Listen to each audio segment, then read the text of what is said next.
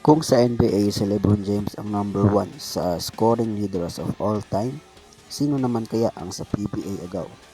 Natanong mo na rin ba ito agaw? Halina't ating pag-usapan ang top 10 scoring leaders sa PBA at kung sino ang number 1 sa espetong ito. Halina't ating simulan. Sa number 10, si Alan Kaidik na mayroong 11,719 points sa 548 games na nilaro niya sa PBA sa mga kupunan ng Northern Consolidated Cement noong 1984-85, Greatest Presto noong 1987 to 1992, San Miguel 1993 to 1988, Barangay Ginebra sa 1999. Pangsiyam si Robert Jaworski na mayroong 11,760 points sa loob ng 958 games na nilaro niya sa PBA sa mga kupunan ng Toyota sa 1975 to 84, Ginebra sa 1984 to 1998. Pangwalo si Bogs Adornado na mayroong 11,967 points sa loob ng 586 games na nilaro niya sa PBA sa mga kupunan ng Crispa noong 1975 to 79, UTEX sa 1980 to 82,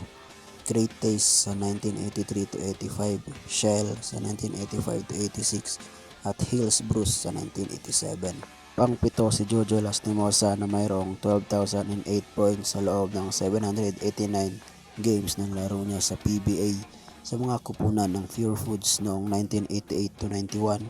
Alaska sa 1991 to 2000 at 2002 to 2003, at Pop Cola noong 2000 to 2002.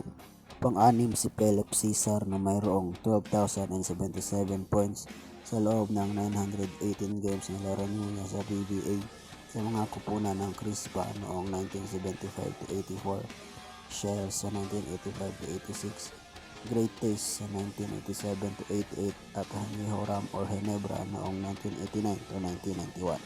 Panglima si Nelson Aceitono na mayroong 12,668 points sa loob ng 820 games na laro niya sa PBA sa mga kupunan ng Pure Foods noong 1989 to 91, Swift or Sunkist noong 1992 to 96, San Miguel noong 1996 to 1999, Pop Cola noong 2000 and 2001, at Red Bull noong 2002 hanggang 2006. Pang-apat si Atoy Ko na mayroong 12,994 points sa loob ng 749 games na nilaro niya sa PBA sa mga kupunan ng Crispa noong 1975 to 84,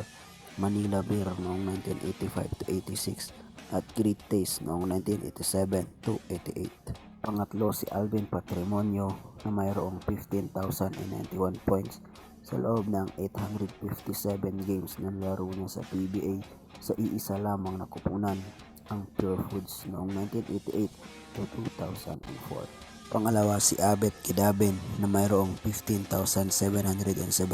points sa loob lamang ng 1,081 games na laro niya sa PBA sa mga kupunan ng Crispa noong 1975 to 84, Tanduay sa 1985, Manila Beer noong 1986, Magnolia noong 1987 to 88, Pure Foods noong 1988, Alaska sa 1989, Pepsi sa 1990 to 1993, at Shell sa 1994 to 1995. At ang una sa listahan ay si Ramon Fernandez na mayroong 18,996 points sa loob ng 1,074 games na laro niya sa PBA sa mga kupunan ng Toyota noong 1975 to 1984, Manila Beer sa 1984 to 1985, Tanduay sa 1985 to 1987, Pure Foods to 1998, at San Miguel noong 1988 to 1994.